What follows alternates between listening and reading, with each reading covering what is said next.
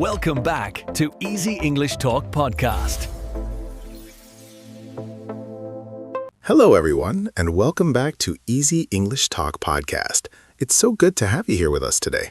And hello, Priya. How has your day been so far? Hi, Ryan. Thank you for asking. My day has been quite busy, actually, with a lot of thinking and planning, but I'm really happy to be here now with you and our listeners. How about you? I've been doing well, thank you.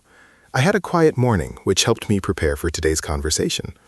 Before we begin, I want to ask our wonderful audience something important. Where are you listening from right now? Yes, please let us know in the comments. We love hearing from listeners all around the world. It makes this podcast feel like a real community where we're all learning and growing together. And I also want to ask you something else. Is this podcast helping you improve your English? Are you finding these conversations useful for your learning and your personal growth as well? We genuinely want to know because your feedback helps us create better content for you. So please take a moment to share your thoughts in the comments below. We read every single one of them. Today, we are discussing how to find calm when your mind won't stop. This is something I think many of us experience, especially in our busy modern lives. Absolutely, Ryan. And if you're listening to this episode, it's probably because you felt that restless feeling in your mind. You know when your thoughts just keep racing and you can't seem to find peace, even when you want to relax? Exactly. And the reason this episode will be valuable to you is simple. We're going to explore why this happens, what's really going on in your mind, and most importantly, we'll share practical ways to calm those racing thoughts. By the end, you'll have clear strategies you can use today. Yes, and we're not going to give you complicated advice or difficult techniques. Everything we discuss will be simple, practical, and something you can actually apply in your daily life. So it's definitely worth staying with us until the end. So, let's start by understanding the problem first. Priya, why do you think people struggle with this feeling of having a mind that won't stop? Well, I think it happens for many reasons, Ryan. Our modern world is incredibly fast-paced and full of information. Every day, we're exposed to news, social media, work emails, messages from friends, and so many other things competing for our attention. That's true. Our brains are constantly processing information, and sometimes it feels like there's no off switch. Even when we want to rest, our minds keep working in the background. Exactly. And another reason is worry and stress. When we have problems in our lives, whether it's about work, relationships, money, or health, our minds naturally try to solve these problems. But sometimes thinking about them over and over doesn't help at all. Right. That's when thinking becomes overthinking. Instead of finding solutions, we just replay the same worries again and again. It's like being stuck in a mental loop that drains our energy. Yes, and there's also something else that makes this worse. Many people don't know how to recognize when their mind is racing. They just accept it as normal and keep pushing through their day without addressing it. That's an important point. We often ignore the signs until we feel completely exhausted or overwhelmed. We don't pause to notice what's happening inside our own minds. Absolutely. And when we ignore these feelings for too long, they can affect our sleep, our mood, our relationships, and even our physical health. A restless mind doesn't just stay in our head. It impacts our whole life. So it's clear that this is a real problem that deserves attention. But before we talk about solutions, I think we should understand what's actually happening in our minds when we experience this. Good idea, Ryan. When your mind won't stop, what's really happening is that your brain is in a state of high alert. It's like your mind thinks there's something important that needs constant attention or protection. So it's almost like our brain is trying to help us, but it's working too hard. It thinks it's protecting us by staying alert all the time? Exactly. Our brains evolved to keep us safe from danger. In ancient times, if you were always alert, you could spot threats quickly. But in modern life, we don't face the same physical dangers, yet our brains still react as if we do. That makes sense. So when we worry about a presentation at work or a difficult conversation with someone, our brain treats it like a serious threat. It keeps us in that alert state, even though there's no real danger. Yes, precisely. And another thing that happens is that our thoughts start jumping from one topic to another very quickly. We might start thinking about tomorrow's meeting, then suddenly remember something we forgot to do yesterday, then worry about next week's deadline. It's like having multiple browser tabs open in your mind, and all of them are playing different sounds at the same time. You can't focus on any single one properly. That's a perfect way to describe it, Ryan. And when this happens repeatedly, your mind gets tired, but it can't rest because it's still trying to process everything. It's exhausting mentally and physically. So now that we understand what's happening, let's move to the important part. How can we actually find calm when our mind is in this state? What are some practical solutions? The first and most powerful solution is learning to breathe properly. I know this sounds simple, maybe even too simple, but controlled breathing is one of the fastest ways to calm a racing mind. Can you explain why breathing works so well? I think many people know they should breathe deeply, but they don't understand why it helps. Of course. When we're stressed or our mind is racing, our breathing becomes shallow and fast. This signals to our body that we're in danger, which makes our mind even more alert. But when we consciously slow down our breathing, we send a different signal to our brain. So slower breathing tells the brain that everything is okay and there's no threat. It's like giving your mind permission to relax? Exactly. There's a specific technique that works very well. It's called the 4-7-8 breathing method. You breathe in through your nose for 4 counts, hold your breath for 7 counts, and then breathe out through your mouth for 8 counts. That sounds manageable. And you only need to do this for a few minutes to feel the effect? Yes, even 2 or 3 minutes can make a noticeable difference. The key is to focus completely on counting and breathing. This gives your mind something simple to focus on, which breaks the cycle of racing thoughts. I like that it's so simple and you can do it anywhere. You don't need any special equipment or location. You can do it at your desk, in your car, or before going to bed. Absolutely. And the more you practice this technique, the faster it works. Your body starts to recognize the pattern and responds more quickly each time. It becomes a reliable tool you can use whenever you need it. So that's the first solution, controlled breathing.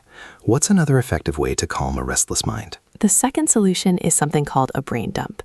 This is when you take all the thoughts racing around in your mind and write them down on paper or in a notebook. So you're basically emptying your mind on paper? You're taking those thoughts out of your head and putting them somewhere else? Yes, exactly. When thoughts are just floating around in your mind, they feel overwhelming and chaotic. But when you write them down, they become concrete and manageable. You can see them clearly instead of feeling confused by them. That makes sense. It's like organizing a messy room.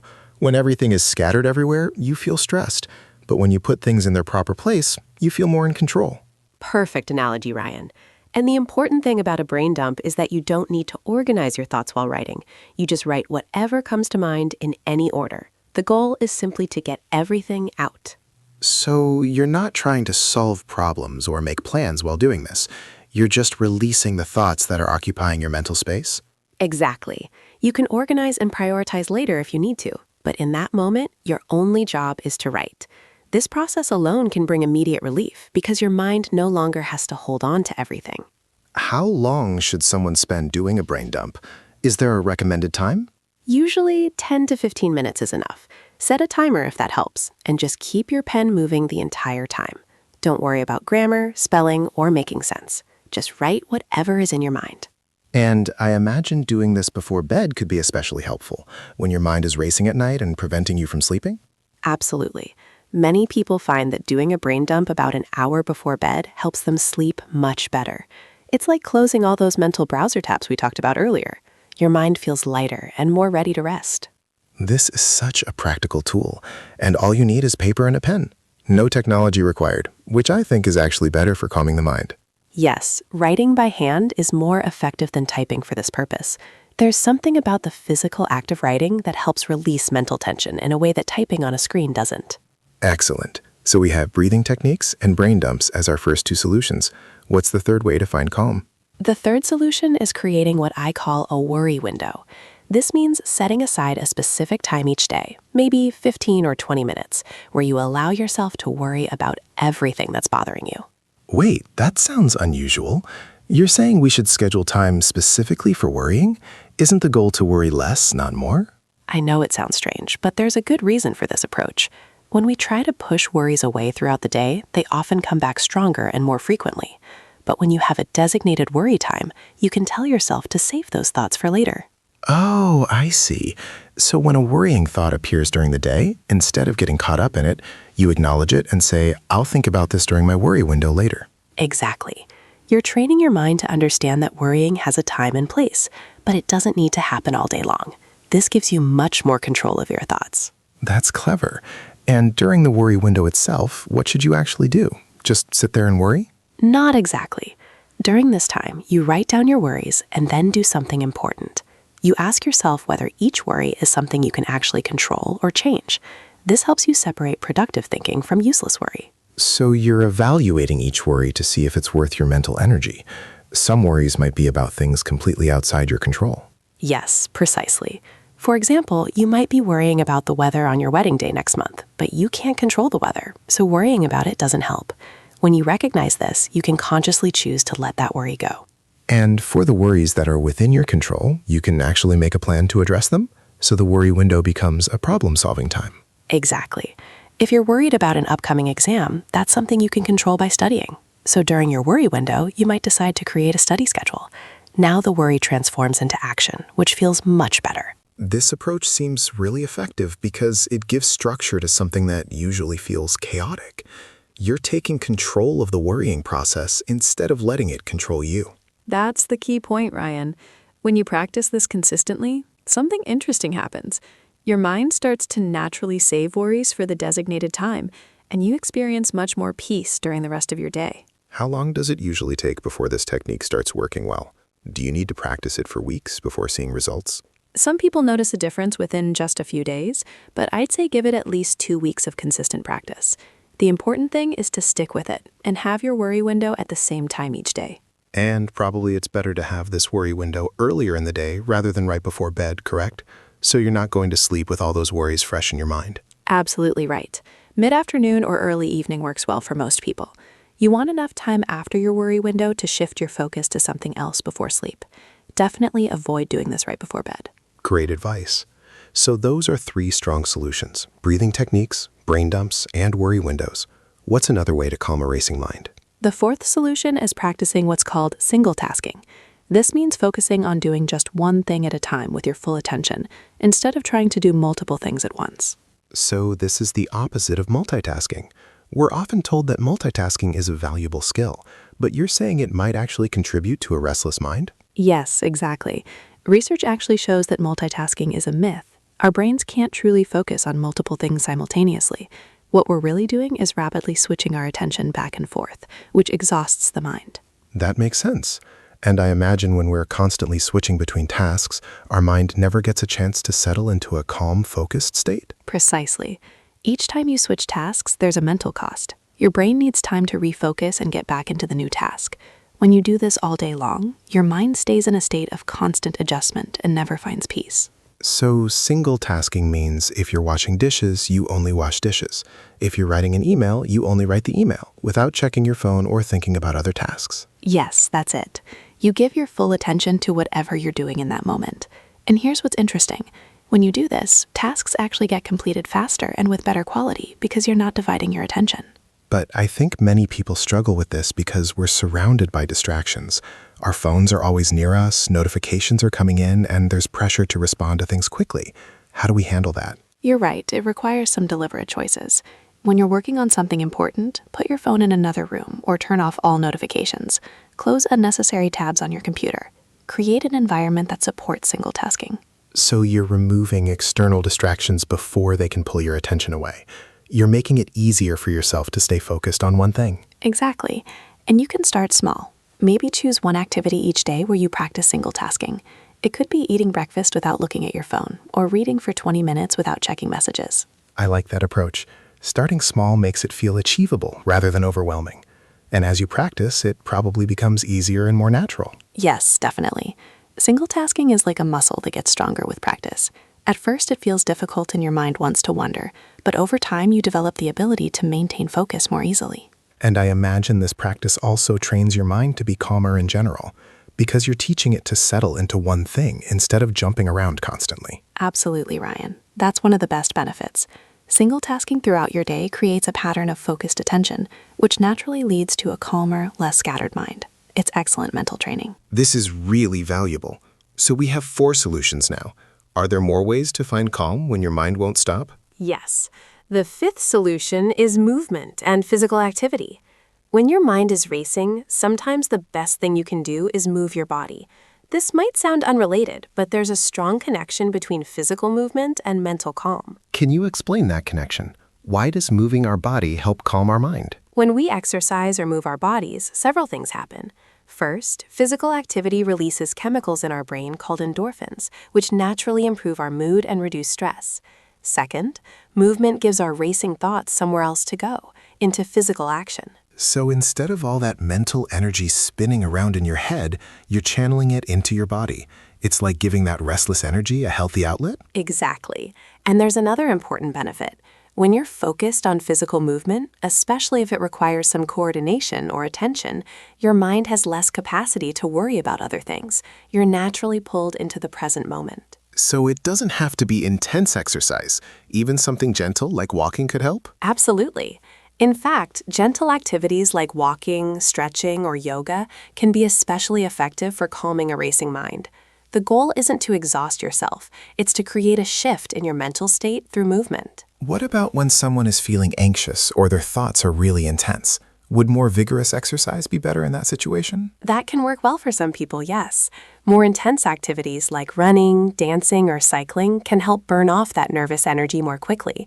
It's really about finding what works for your body and your situation. And I suppose the key is to not wait until you're completely overwhelmed. Building regular movement into your daily routine helps prevent your mind from getting too restless in the first place. Exactly right. Preventative movement is really powerful. Even just 10 or 15 minutes of walking each day can make a significant difference in how calm your mind feels overall. It doesn't have to be complicated or time-consuming. This is great because movement is free and accessible to most people. You don't need a gym membership or special equipment. You can walk around your neighborhood or do simple stretches at home. Yes, and there's one more thing worth mentioning about movement. When you exercise outdoors, especially in nature, the benefits multiply.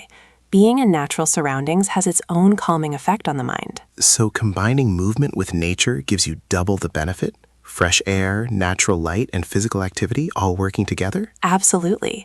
Studies show that spending time in nature, even just 20 minutes, can significantly reduce mental stress and calm racing thoughts. When you add movement to that, it's incredibly powerful. This makes me want to go for a walk right now. But let's continue with our solutions. What's the next way to find calm? The sixth solution is something called grounding techniques. These are simple exercises that help you reconnect with the present moment when your mind is racing ahead or dwelling on the past. So grounding is about bringing your attention back to right now, to this exact moment instead of all the thoughts about what might happen or what already happened. Yes, exactly. When your mind is racing, it's usually not focused on the present. It's either worrying about the future or replaying the past. Grounding techniques interrupt that pattern by anchoring your awareness in the current moment. What are some examples of grounding techniques that people can use? One popular technique is called the 5-4-3-2-1 method. You use your senses to notice 5 things you can see, 4 things you can touch, 3 things you can hear, 2 things you can smell, and 1 thing you can taste. That's interesting. So you're systematically going through each sense and finding something in your immediate environment? This forces your mind to pay attention to what's actually around you right now. Exactly. Your mind can't worry about tomorrow's meeting while also counting the things you can hear in this moment. The grounding technique occupies your attention in a calm, focused way. And I imagine you can do this anywhere, at your desk, in a waiting room, or even while standing in line at the store. Yes, that's one of the best things about grounding techniques. They're completely portable and invisible to others.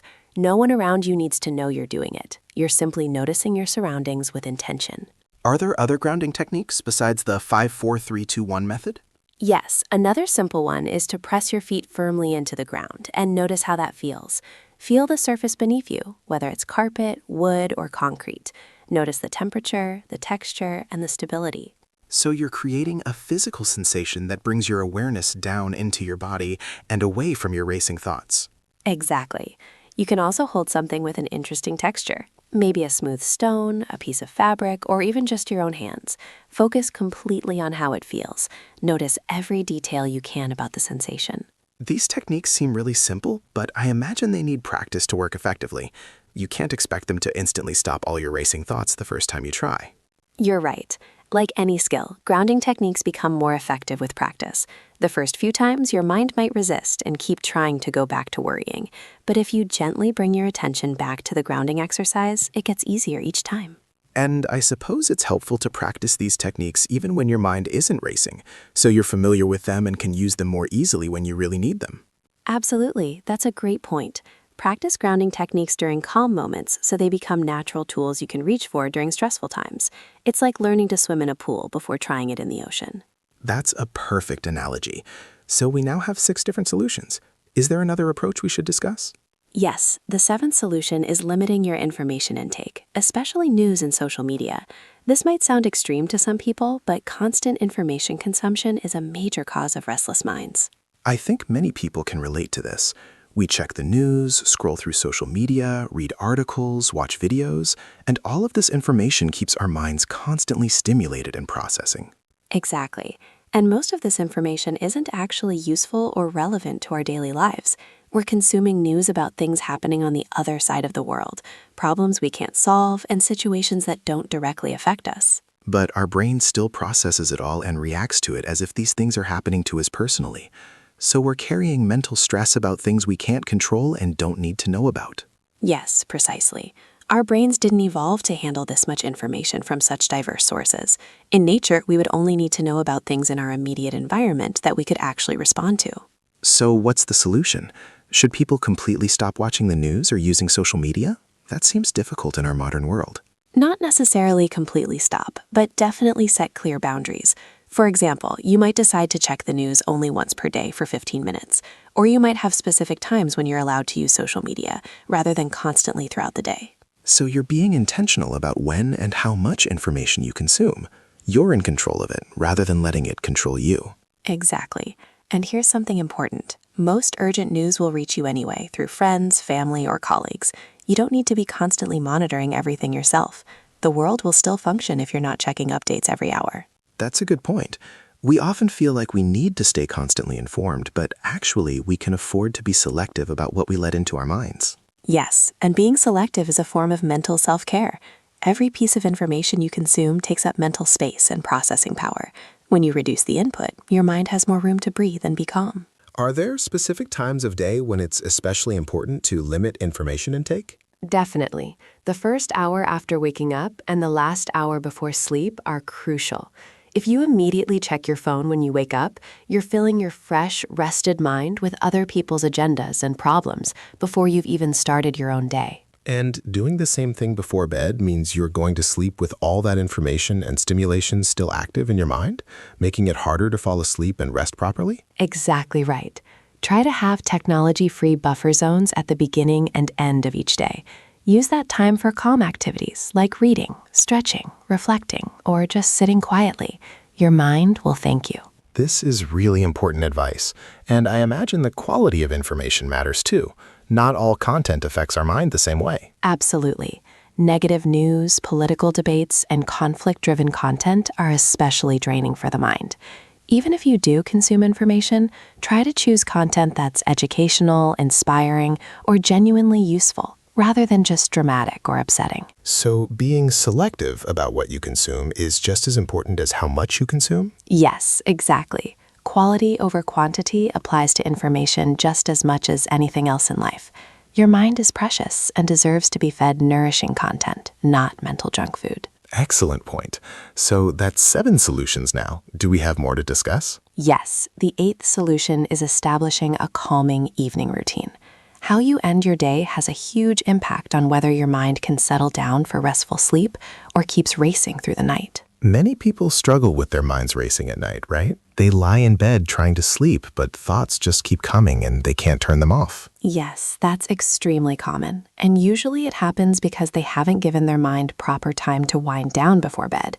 They're active and stimulated right up until the moment they try to sleep, then wonder why they can't just instantly relax. So an evening routine is about creating a transition period between the active part of your day and sleep. You're gradually signaling to your mind that it's time to slow down. Exactly. Your mind needs time to shift gears. If you're working, watching exciting shows, or having intense conversations right before bed, your mind is still in an activated state. It can't just flip a switch to sleep mode. What should a good evening routine include? What activities help the mind wind down? It depends on the person, but generally calming activities work best. This might include reading a book, taking a warm bath, gentle stretching, listening to soft music, or writing in a journal. The key is choosing activities that are peaceful and not mentally stimulating. And I suppose consistency matters. Having the same routine each night helps your mind recognize that these activities mean it's time to prepare for sleep? Yes, that's an important point. When you do the same calming activities in the same order each night, you're creating a pattern that your mind learns to associate with sleep. It becomes a signal that helps your body naturally start relaxing. How long should an evening routine be? Some people might think they don't have time for this. Even 30 minutes can make a significant difference. You could start your routine at 9:30 if you want to be in bed by 10. It doesn't have to be elaborate, just consistent and genuinely calming. And this would include turning off screens at a certain time? You mentioned earlier that we should avoid technology before bed. Absolutely. The blue light from screens interferes with your body's production of melatonin, which is the hormone that makes you sleepy. But beyond that, the content on screens is usually stimulating, not calming. So screens should be turned off at least 30 to 60 minutes before bed. What if someone's work requires them to be on their computer late, or they have family overseas and can only video call in the evening? Those are valid situations. If you must use screens late, at least use blue light filters or special glasses, and try to make the content as calm as possible. But ideally, find ways to complete necessary screen time earlier and protect that final hour before bed. This evening routine sounds like it could be really enjoyable too. It's not just about better sleep. It's also about having peaceful, pleasant time for yourself at the end of each day. That's a wonderful way to look at it, Ryan. Your evening routine can become a time you actually look forward to. It's a gift you give yourself, a daily opportunity to slow down, breathe, and reconnect with calm before you sleep. So those are 8 solutions now. We've covered a lot of practical strategies. Is there one more approach we should mention? Yes, the 9th and final solution is practicing self-compassion when your mind is racing. This means treating yourself with kindness instead of frustration or criticism when you notice your thoughts are out of control. That's interesting. So this isn't about stopping the racing thoughts. It's about changing how you respond to them? Exactly. Many people make their racing thoughts worse by getting angry with themselves. They think things like, why can't I just relax? What's wrong with me? I should be able to control this. But this self-criticism actually creates more mental agitation. So we're adding another layer of stress on top of the racing thoughts. We're not only dealing with the original worries, but now we're also worried about the fact that we're worrying? Yes, exactly. It becomes a cycle. But when you practice self-compassion, you break that cycle. Instead of fighting against your racing mind, you acknowledge it with kindness. You might say to yourself, my mind is really active right now, and that's okay. Many people experience this. I'm not broken or wrong. So you're normalizing the experience instead of making yourself feel bad about it. You're recognizing that a racing mind is a common human experience, not a personal failing. Precisely. And when you approach yourself with this kind of gentleness, something interesting happens. The racing thoughts often calm down faster than when you fight against them. It's like the difference between struggling in quicksand versus staying calm and moving slowly. That makes sense. Resistance and frustration create tension, which keeps the mind activated. But acceptance and kindness create a softer internal environment where the mind can naturally settle. Yes, beautifully said. And self-compassion also means being patient with yourself as you practice these various techniques we've discussed. Some days will work better than others, and that's perfectly normal. So if someone tries the breathing exercises or grounding techniques and they don't work perfectly right away, they shouldn't give up or feel like they're doing it wrong? Exactly right. Learning to calm a racing mind is a skill that develops over time. Be as patient and encouraging with yourself as you would be with a good friend who's learning something new. Celebrate small improvements rather than expecting instant perfection. This final point about self-compassion really ties everything together nicely. All the practical techniques are important, but our attitude toward ourselves while using them might be just as important. I completely agree. You can have all the best tools and strategies, but if you're harsh with yourself, they won't work as well. Self-compassion creates the right internal environment for healing and growth to happen. So, to summarize everything we've discussed today, we've explored 9 different ways to find calm when your mind won't stop. We talked about breathing techniques, brain dumps, worry windows, single tasking, movement, grounding techniques, limiting information intake, evening routines, and self-compassion.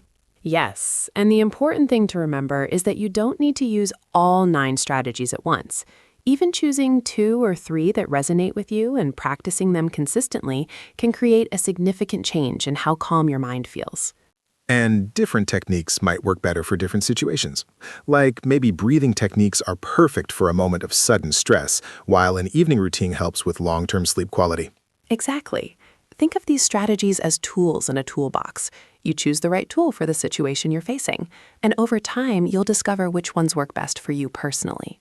I also want to emphasize that finding calm is not about never having thoughts or worries. That's not realistic or even desirable. It's about having a healthier relationship with your thoughts so they don't control your life. That's such an important distinction, Ryan. A calm mind doesn't mean an empty mind. It means a mind that can think clearly, rest when needed, and respond to life with balance instead of constant reactivity. And all of this takes practice. Nobody becomes an expert at calming their mind overnight. It's a gradual process of learning what works for you and building new habits. Absolutely. Be patient with yourself. Start small and trust that each small step you take is valuable. Even if you only practice for 5 minutes a day, you're creating positive change. Well, I think we've had a really thorough and helpful discussion today. Thank you, Priya, for sharing all these insights and practical strategies with us. Thank you, Ryan, and thank you to everyone listening. I hope today's conversation has given you some clear ideas you can actually use to find more calm in your daily life. Yes, and remember that your mental peace matters. Taking care of your mind isn't selfish, it's necessary. When you have a calmer mind, you show up better for yourself and everyone in your life. That's a beautiful way to close our main discussion, Ryan. Taking time to calm your racing mind is one of the most valuable investments you can make in your overall well-being. Before we finish today, we want to encourage you to explore more episodes on our channel. Easy English Talk Podcast has many other conversations that can help you with both your English learning and your personal growth. Yes, we discuss many topics that relate to everyday life: mental health, relationships, productivity, and self-improvement. Each episode is designed to give you practical value while helping you practice your English in a natural way. So please take some time to browse through our other episodes. You might find exactly what you need to hear right now. We create each episode with care, hoping it'll make a positive difference in your life. And of course, if today's episode helped you, please share it with someone who might benefit from it too. Sometimes the best gift we can give another person is a resource that helps them find peace and clarity. Absolutely. Thank you all so much for spending this time with us today. We genuinely appreciate each and every one of you for being here and being part of the Easy English Talk podcast community. Take care of yourselves, practice what resonates with you from today's discussion, and remember, you deserve to have a calm mind. We'll see you in the next episode. Until next time, goodbye, everyone.